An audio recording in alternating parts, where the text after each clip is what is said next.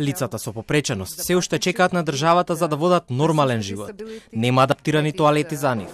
Нема ниту звучни семафори на секаде, туку само во поголемите места. Толкувачите на знаковен јазик, иако се неопходни, сепак се дефицитарни.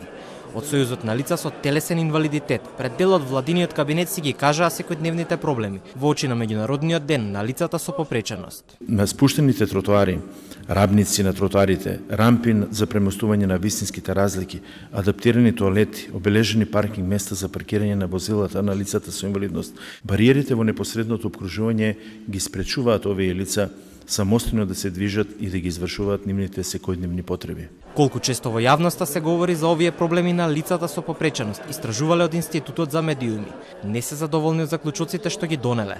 Само мал број на медиуми се конзистентни во следењето на овие стории.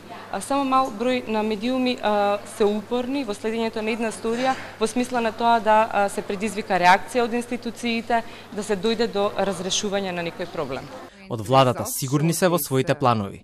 Клучниот елемент, образованието на лицата со попреченост, ќе биде реформирано за најмногу 6 години од сега, убеден е министерот за образование и наука, Адеми. Во стратегијата за развој на образованието за периодот 2018-2025 година предвидовме најмалку 70% од вработените во редовните училишта да бидат обучени за рано препознавање и работа со ученици со посебни образовни потреби. Според статистиките на Светска банка, околу 15% од светската популација се соочува со некаква попреченост. Голем дел од нив се соочуваат со различни бариери уште од најрана возраст, а со тоа се занимаваат и во канцеларијата на Народниот правобранител кај нас, каде што регистрираат какви се условите во градинките и дали некаде се одбиени децата заради нивната попреченост.